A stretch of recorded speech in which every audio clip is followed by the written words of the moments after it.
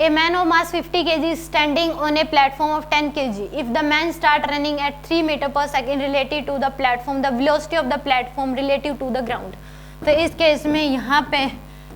ये प्लेइंग है, मान लो प्लेटफॉर्म है, इसका मास है 10 kg, एक पर्सन जिसका मास है 50 kg यहाँ से दौड़ना शुरू करा, प्लेटफॉर्म की बैग में स्पीड है 3 मीटर पर सेकेंड। तो ये जब यहाँ से यहाँ तक जाएगा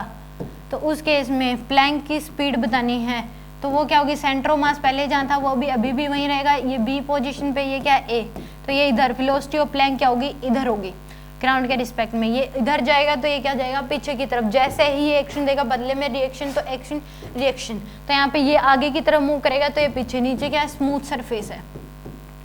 तो यहाँ पे शॉर्टकट है वेलोसिटी ऑफ प्लैंक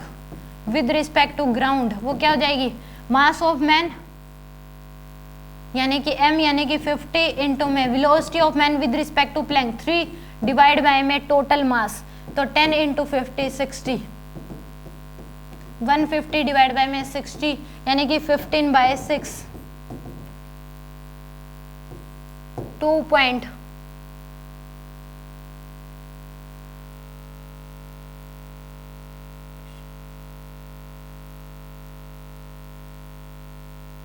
2.5 मीटर पर सेकेंड। आंसर क्या जाएगा इस केस में 2.5 मीटर पर सेकेंड। सिंपल लगाना है result, mass of man into में velocity of man with respect to plank, और माइनस साइन लगा दो यहाँ पे, क्योंकि इस केस में ये क्या होगा, ये प्लैंक इधर जाएगा तो ये क्या जाएगी आगे की तरफ, तो आगे क्या लगता है माइनस साइन, यानी कि अपोजिट में, जिस डायरेक्शन में मैन मूव करा है उसके अपोजिट में प्लैंक मूव करेगा। तो मास ऑफ मैन इनटू में velocity of man with respect to plank divide by में टोटल मास, तो आ जाएगी velocity of plank with respect to ground. और ऐसा भी सोच सकते हो ये इधर मूव करेगा v की स्पीड से, सेंट्रो मास वहीं का वहीं रहेगा जहां पहले था, अब भी क्या होगा वहीं का वहीं, क्योंकि कोई एक्सटर्नल फोर्स नहीं लग रहा। तो इस केस में इसकी ग्राउंड के रिस्पेक्ट में स्पीड मान लो इधर v है, तो ग्राउंड के रिस्पेक्ट में मैन की स्पीड क्या हो जाएगी 3 - v, velocity of man with respect to ground क्या हो जाएगी 3 - v। तो यहाँ पे एक्सियम 0 ही होगा, सेंट्रो मास यानी कि वेलोसिटी ऑफ सेंट्रो मास क्या होगी 0 होगी, क्योंकि यहाँ पे कोई भी एक्सटर्नल फोर्स नहीं लग रहा, तो सेंट्रो मास कहीं पे भी मूव नहीं करेगा। तो यानी कि m1 v1 यानी कि मास ऑफ मैन इनटू में वेलोसिटी कर दो 50 इंटू में क्या हो जाएगी 3 - v, और माइनस का 10 इंटू में क्या हो जाएगी v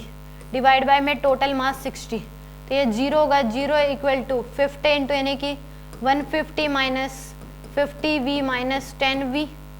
तो यहाँ से 150 - 60v, तो v की वैल्यू कितनी आ जाएगी 150 डिवाइड बाय में 60, तो यहाँ से आंसर आ जाएगा आपके पास 2.5 मीटर पर सेकेंड। ऐसा भी कर सकते हो आप, इसमें वेलोसिटी ऑफ प्लैंक क्या आ जाएगी इस ग्राउंड के रिस्पेक्ट में इधर होगी v, क्योंकि प्लैंक मैन इधर मूव करेगा तो इसकी इधर, और velocity of man with respect to ground क्या हो जाएगी 3 - v।